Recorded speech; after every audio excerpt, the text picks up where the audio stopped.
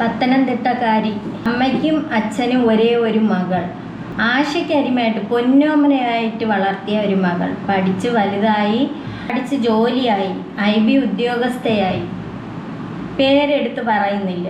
യുവതി IB ഉദ്യോഗസ്ഥയായി തിരുവനന്തപുരത്ത് വിമാനത്താവളത്തിൽ ജോലി കിട്ടുകയും അവിടെ ജോലി നോക്കിക്കൊണ്ടിരിക്കവേ അതിനിടയിൽ ട്രെയിനിങ്ങും കാര്യങ്ങളൊക്കെ വന്ന് അങ്ങനെ ഈ മലപ്പുറത്തുള്ള സുഗാന്ത് എന്ന് പറയുന്ന ഒരുത്തനുമായിട്ട് ഇഷ്ടത്തിലായി. അവർ ഭയങ്കര അടുപ്പായി. അവരങ്ങോട്ടും ഇങ്ങോട്ടും പോയി.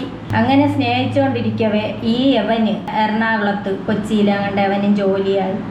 അവന് IB ഉദ്യോഗസ്ഥനാണ്. അവന് ജോലിയായി. അതിൻ്റെ ഇടയിൽ അവൻ ഈ യുവതിയുടെ അടുത്ത് തിരുവനന്തപുരത്ത് വരികയും വന്ന് അവിടെ ഒരു വീടോ അങ്ങനെ കണ്ടേക്ക് എടുത്ത് അവർ താമസം തുടങ്ങി 2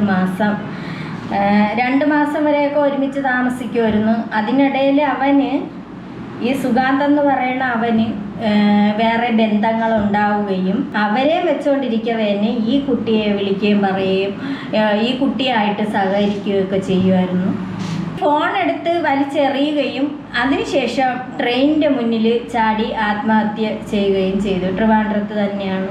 അങ്ങനെ അതിനുശേഷം ഈ സുഗാന്തിനെ അറിയിച്ചപ്പം കള്ളക്കണ്ണീർ അവിടെ കിടന്ന് അവൻ്റെ ജോലി ചെയ്യുന്ന സ്ഥാപനത്തിൽ കിടന്ന് ഭയങ്കര കുറുക്കൂളിയായിരുന്നു.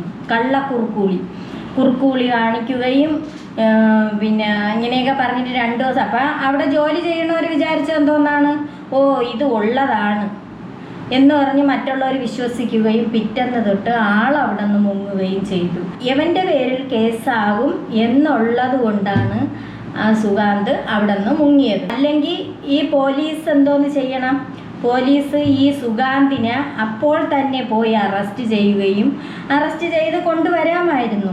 ഇപ്പം ലുക്കൗട്ട് നോട്ടീസൊക്കെ ഇറക്കിയിട്ട് എത്രയോ ദിവസമായി. ഈ ഇവൻ ഒളിവിൽ പോയെന്ന് പറഞ്ഞ ഇപ്പം തന്നെ ഏകദേശം 1 മാസം കൊണ്ട് ആവാറായി. 1 മാസമായി ഈ കേസായിട്ട്. ഇത്രയും ദിവസമായിട്ട് പോലീസിന് ഇവനെ പിടിക്കാൻ കഴിഞ്ഞില്ല. എന്തുകൊണ്ട് ഇവനെ പിടിക്കണില്ല? ഇവൻ്റെ പിന്നിൽ ആളുണ്ട്. ഇവനെ സംരക്ഷിക്കാൻ ആളുള്ളത് കൊണ്ട് പിടിക്കുന്നില്ല. ഇപ്പോൾ ഒരു മീഡിയക്ക് ഒന്നിലും ഇപ്പം ഇല്ല. ഈ ഒരു ന്യൂസ് ഒന്നിലും കാണാനേ ഇല്ല. മഴവിൽ കേരളോ അങ്ങനെ എങ്ങാണ്ട് ആ ഒരു ന്യൂസ് മാത്രം, അതിൽ മാത്രം ഈ സുഗാന്തിൻ്റെ കാര്യം പറയുന്നുണ്ട്. പിന്നെ ഈ സുഗാന്തിൻ്റെ അമ്മയും അച്ഛനെയും കൊണ്ടാണ് മോൻ ഒളിവിൽ പോയിരിക്കുന്നത്. ഇവിടം വിട്ട് പോയിട്ടുണ്ട്. ടീമായിട്ടാണ് പോലീസ് അന്വേഷിക്കാനായിട്ട് ഇറങ്ങിയതെന്നും അങ്ങനെയൊക്കെ ഉള്ള ന്യൂസുകളൊക്കെ വരുന്നുണ്ട്. എന്നാലും ഇവനെ പിടിക്കണ്ടേ? എവിടെ പോയി ഒളിച്ചിരിക്കണേ? ഏത് പാതാളക്കുഴിയിലാണ് ഒളിച്ചിരിക്കണത്? ഈ പെൺകുട്ടിയുടെ അമ്മ ഇന്നേ വരെ എഴുന്നേറ്റിട്ടില്ല. അമ്മ ഭയങ്കര കരച്ചിലാണെന്നാണ് പറയണത്. എന്ന് പറഞ്ഞാൽ അവിടെ സമാധാനിപ്പിക്കാൻ വേറെ ആരുമില്ല. അച്ഛൻ മാത്രമേ ഉള്ളൂ. ആ അച്ഛൻ കിടന്ന് അച്ഛൻ നീതിക്ക് വേണ്ടി പോരാടുന്ന പോരാട്ടം, അച്ഛനെ കൊണ്ട് ഒക്കുന്ന കഴിവിൻ്റെ പരമാവധി തെളിവുകൾ പോലീസിന് കൊടുക്കുകയും, സത്യം പറഞ്ഞാൽ ഈ അച്ഛനാണ് കൂടുതൽ തെളിവുകൾ കൊടുക്കുന്നത്. പോലീസിനെ കൊണ്ടുവന്ന് ഈ കുട്ടി താമസിക്കുന്നിടത്ത് പോവുകയും പോലീസ് അവിടെ ചെന്ന് അതിൻ്റെ റൂമിനകത്ത് നോക്കിയിട്ട് പോലീസ് അങ്ങ് ഇറങ്ങിപ്പോയി.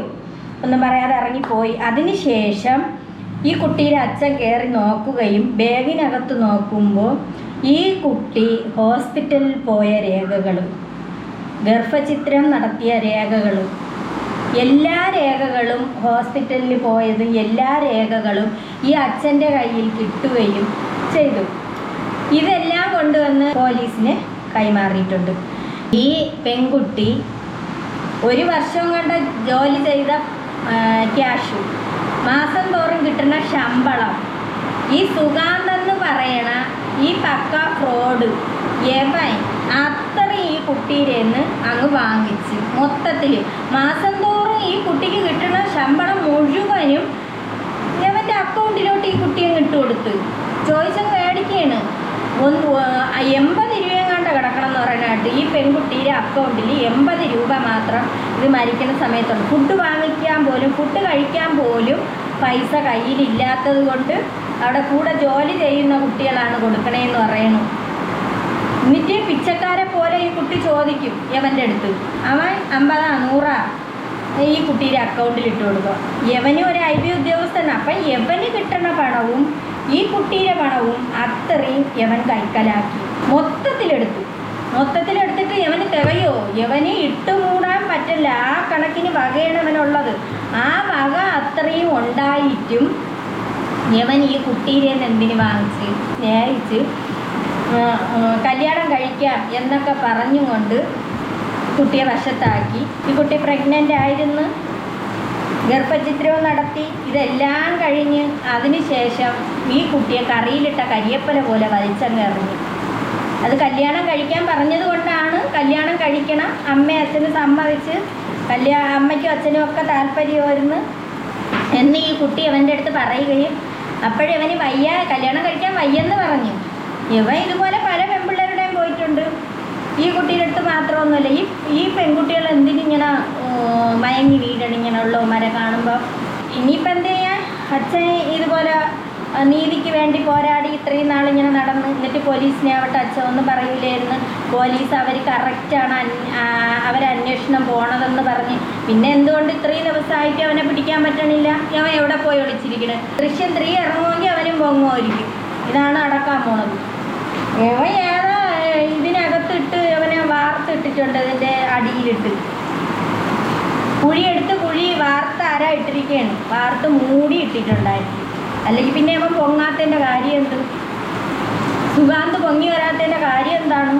ഈ അച്ഛനും അമ്മയെ സമാധാനിപ്പിക്കാൻ പോലും ആ വീട്ടിലൊരു മനുഷ്യനില്ല. ഈ ഒരു IB ഉദ്യോഗസ്ഥ എന്ന് പറയുമ്പോൾ ആ കുട്ടിക്ക് നല്ല ശമ്പളം 1.5 ലക്ഷം രൂപയോളം ശമ്പളം കിട്ടുന്ന ഒരു കുട്ടിയാണ്. ഇത് അത്രയും ഇവ അടിച്ചു മാറ്റി എല്ലാം ആക്കിയതിന് ശേഷമാണ്. അല്ലെങ്കിൽ തന്നെ ഈ കുട്ടിയെ കല്യാണം കഴിച്ചിരുന്നെന്നുണ്ടെങ്കിൽ സുഖമായിട്ട് ജീവിക്കാനുള്ള വക ഈ കുട്ടി, അവിടെ ഒരു പെൺകുട്ടിയെ ഉള്ളായിരുന്നു. അവൻ്റെ വീട്ടിലും അങ്ങനെ തന്നെ, അവൻ ഒരുത്തനായിരുന്നു. അപ്പോൾ എല്ലാവർക്കും 2 പേർക്കും നല്ലതുപോലെ സുഖമായിട്ട് കഴിയാനുള്ള വക ഈ കുട്ടിയുടെ അച്ഛനും അമ്മയും അതുപോലെ അവനും ഉണ്ടായിരുന്നു.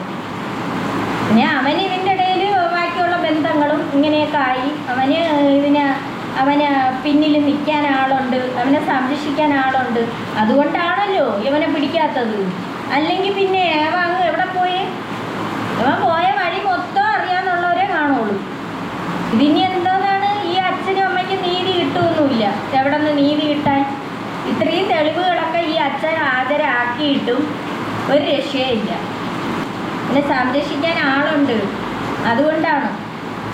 ആ സുഗാന്ത് സുരേഷേ, നിന്നെ പോലെയുള്ളവന്മാർ ജീവിച്ചിരിക്കാത്തതാണ് നല്ലത്. നിന്നെ പോലെയുള്ളവന്മാർ കിടക്കും ഇങ്ങനെ ഭൂമിക്ക് ഭാരമായിട്ട് കിടക്കും. ഈ പെൺകുട്ടിക്ക് 24 വയസ്സാണ് ആയത്. 23 വയസ്സായപ്പം ഈ പെൺകുട്ടിക്ക് ജോലി കിട്ടി. 1 വർഷമായി ജോലി കിട്ടിയിട്ട്. അവനും അതുപോലെ തന്നെ, അവനും ജോലിയുള്ളവനാണ്. അവന് കള്ളക്കരച്ചിൽ വരെ അറിയാമായിരുന്നല്ലോ, കള്ളമോങ്ങലി. ഇതങ്ങ് വിശ്വസിച്ചതിൻ്റെ പേരിൽ ഇത്രയും സംഭവിച്ചു. ഈ അച്ഛനും അമ്മയ്ക്കും വേറൊരാൾ പോലും ഇല്ല അവരെ ഒന്ന് സമാധാനിപ്പിക്കാനാവട്ടെ, ആരുമില്ല. സുഗാന്ത് സുരേഷ് എവിടെയാണ്? ഏത് കുഴിക്കകത്താണ് ഇരിക്കണ സുഗാന്ത് സുരേഷ്? അമ്മയും അച്ഛനെയും കൊണ്ടുപോകാൻ നീ മറന്നില്ലല്ലോ. നീ അമ്മയും അച്ഛനെയും എല്ലാവരെയും കൊണ്ടുപോയി മൊബൈൽ ഓഫാക്കി വെച്ച്. നിനക്ക് മൊബൈലൊക്കെ തന്ന് നിന്നെ സംരക്ഷിക്കാൻ ആളുണ്ട്. അപ്പോഴപ്പോഴുള്ള വാർത്തകൾ അറിയിക്കാൻ നിനക്ക് ആളുണ്ട്. ഫുഡ് എറിഞ്ഞു തരാൻ ആളുണ്ട്. പിന്നെ എവിടെയോ പതുക്കി ഇരുത്തിയിരിക്കണം. എന്നിട്ട് പതുങ്ങി ഇരുന്നും കൊണ്ട് ഹൈക്കോടതിയിൽ പറഞ്ഞിരിക്കണ എന്തോന്നാണ്? നമ്മൾ കല്യാണം കഴിക്കാൻ താല്പര്യമായിരുന്നു. ആ കുട്ടിയുടെ അച്ഛനും അമ്മയ്ക്കും താല്പര്യം ഇല്ലായിരുന്നു. എൻ്റെ അമ്മയും അച്ഛനും പോയിട്ട് കല്യാണത്തിന് പെൺകുട്ടിയെ ചോദിച്ചതാണെന്ന് പറഞ്ഞ് കള്ളത്തരങ്ങൾ അത്രയും എഴുതി പിടിപ്പിച്ച് അങ്ങ് ഹൈക്കോടതിയിൽ കൊടുത്തിരിക്കുന്നു. പിന്നെ അതുപോലെ അവൻ്റെ വീട്ടിൽ കുറേ നാക്കെടുത്ത പ്രാണികൾ കിടക്കണം. അതിനൊന്നും ഫുഡും വെള്ളവും ഇല്ല. ആരെങ്കിലും ഏറ്റെടുത്താന്ന് തന്നെ അറിഞ്ഞുകൂടാ. അങ്ങനെയൊക്കെ കളഞ്ഞിട്ടാണ് അവൻ പോയിരിക്കുന്നത്, അവനും അവൻ്റെ അമ്മയും അച്ഛനും കൂടെ. പിന്നെ ആ പെങ്കൊച്ച് അങ്ങനെ വിചാരിച്ചതുമില്ല. പെങ്കൊച്ചല്ലെങ്കിൽ വിചാരിക്കണമായിരുന്നു. നോക്കിയും കണ്ടും ഒക്കെ അത് എങ്ങനെയാണ് സ്വഭാവം, എങ്ങനെയാണ് ഇവ, അങ്ങനെ അതൊന്നും ചക്കയല്ല മാങ്ങയല്ല ചൂന്ന് നോക്കാൻ.